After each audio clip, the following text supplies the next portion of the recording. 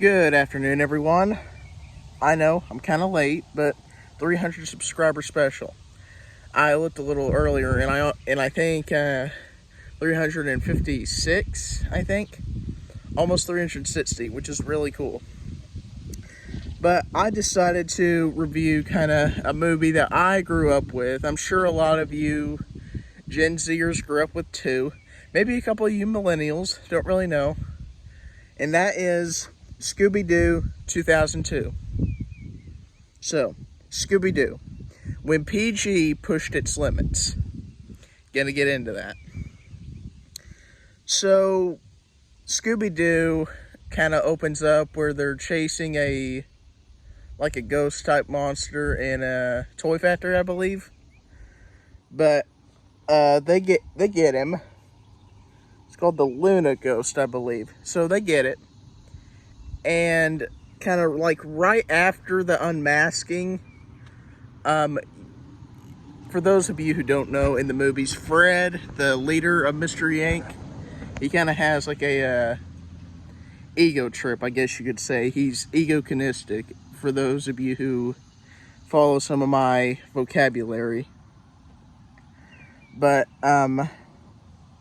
so they break up because no one really likes their, his and Daphne, also one of the main characters.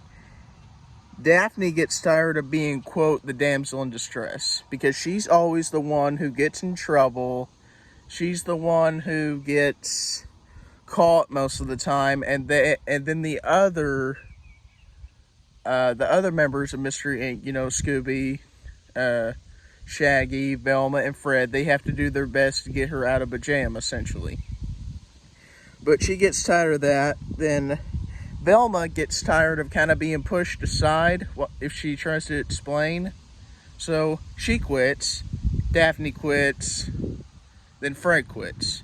So it's left with Scooby and Shaggy to kind of wait a little while, sort things out, maybe meet up again, see if they can go solve more mysteries or whatever. Yeah, they wait a while. They wait, I think the events of this movie take place 2 years after they broke up. So really, the before this movie, because this movie came out in 2002, so before this took place in, I believe, I'm gonna say sometime either in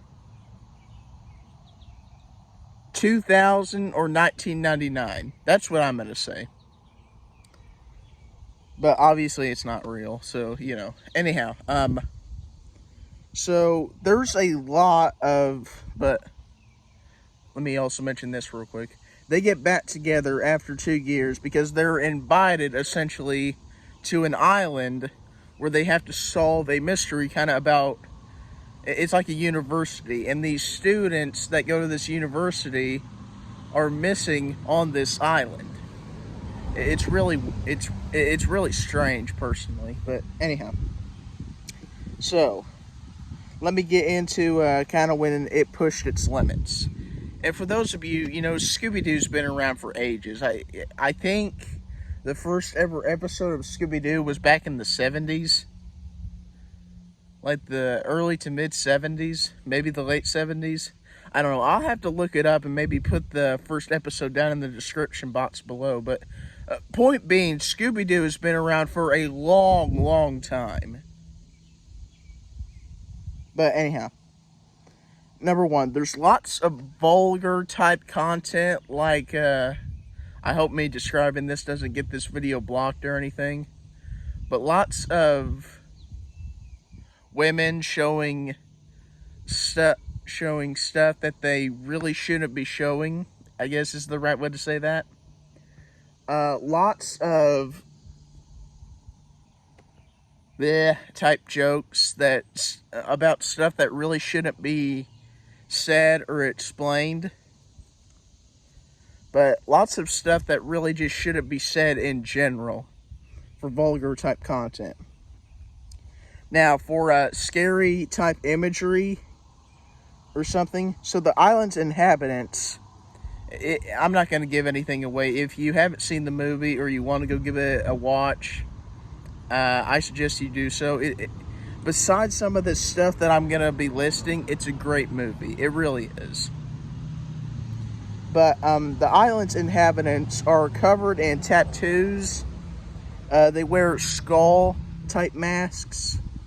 And honestly, they're just plain freaky. They participate in kind of dancing in a circle around a fire. And they tell of these creatures, these bipedal creatures that stood straight up, and they had these long talon-like fingers.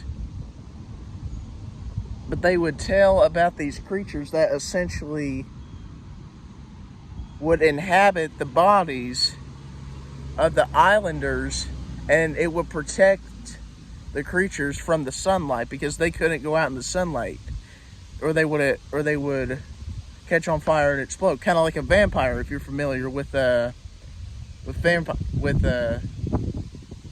vampires. But anyhow, they tell those stories, and of course, no one really believes it until later in the movie. You know, if you've never seen it, go watch it. There I go plugging again.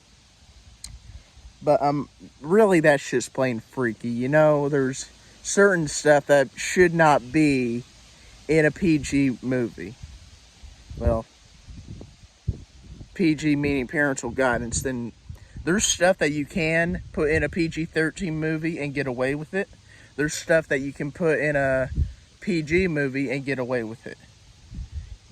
You know, if you're familiar with the really early attempt at cartoons, Monster House is a great example of that. Let me try to fix this a minute.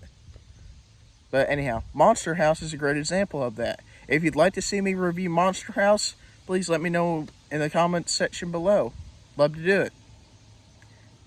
But maybe that would be another case of when PG pushed its limits there. But anyhow, let's continue on here. Use of profanity. Yes, use of profanity in a PG kids movie. But the A word is mentioned. The B word is said several different times. Name calling, such as losers, is also mentioned. But that to me is just kind of hard to believe, even though I've heard it. But anyhow, then not necessarily dark imagery or stuff that you wouldn't think of, but there's a lot of references to weed, marijuana, and drugs in Scooby Doo 2002, the movie. Velma, one of the main characters, kind of the brains of the whole operation, Jinkies, actually gets drunk at a tiki bar, kind of in the middle of the movie, I think. Like, she's looking into an artifact, and I think she just gets, we gotta solve this mystery, like, Jinkies. But, you know, she just gets not with it, I guess is the nice word to put it. But, and just stuff as a whole that you don't really see in a PG cartoon-based movie. Like, there's a scene, like, later in the middle where Scooby and Shaggy almost get into a fist fight. There's also another scene where Shaggy actually gets lost in an underground labyrinth type area, and he sees this vat of like protoplasm, like the souls of people, which is really freaky personally. But